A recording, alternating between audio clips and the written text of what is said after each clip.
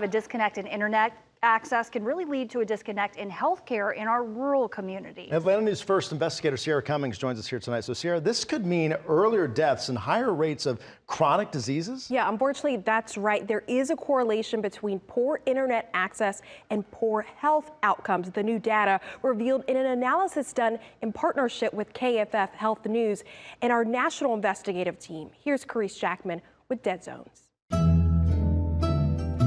At 72 years old, Barbara Williams takes her pills every day. After that, and I do my finger. Sometimes I can't get the blood out of one. Today, her blood sugar level's pretty low. So that let me know that I need to be getting something in me.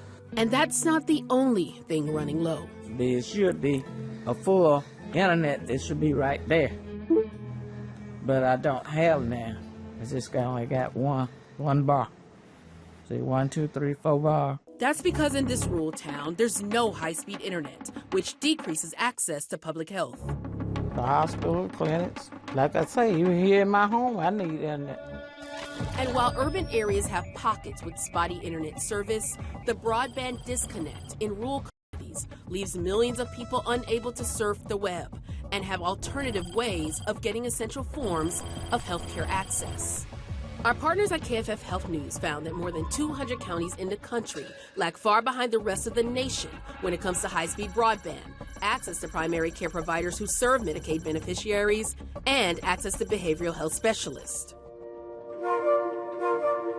From the Delta region to Appalachia and the remote West, KFF Health News found that people in rural areas live sicker and die earlier on average than the rest of the country. Black Americans are more likely to be diagnosed with diabetes and are twice as likely as their white counterparts to die from the condition. In the rural South, African Americans are also more likely to lack home internet access. There are so many layers of disadvantage impacting these communities when it comes to digital access and digital technologies. I mean, it's 2025. We need to do better. Christopher Ali, telecommunications professor at Penn State University, says improved access to broadband can be a game changer, especially for rural and tribal communities where lack of internet access can reduce a person's care and medical access.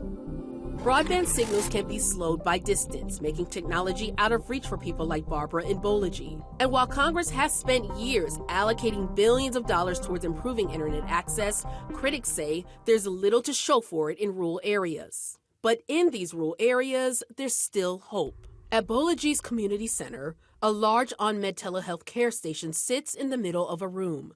Bolaji partnered with Auburn University and the University of West Alabama to launch this project, addressing the healthcare needs in Bolaji and surrounding areas. Let's step inside this private state-of-the-art station and have a real-time telehealth call. After a little over 30 seconds, Nurse Hannah appeared on screen. Hey, welcome to On-Med. How are you doing today? Walking us through how she typically speaks to and treats patients. And then we have a camera. We have a stethoscope, so we can listen to your heart sounds, lung sounds. We can get a picture of a rash, a cut, a broken bone, you name it, we can get a picture. Faith and community are two big values keeping everyone connected in Alabama's Black Belt. I asked the Lord to give me peace, happiness, and joy, and He gave it to me.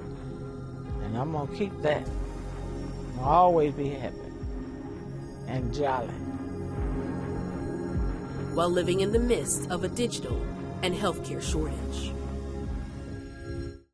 And that was Carice Jackman there reporting. Locally, there are 3 dead zone counties, Banks, Oglethorpe, and Meriwether counties, but dozens of other areas still need improved access. That's why Georgia received $1.3 billion in 2023 to build broadband. Federal dollars from the Nationwide Infrastructure Investment Program, which has been criticized for its slow rollout and now faces uncertainty. Live in the studio, I'm Sierra Cummings, Atlanta News First Investigates.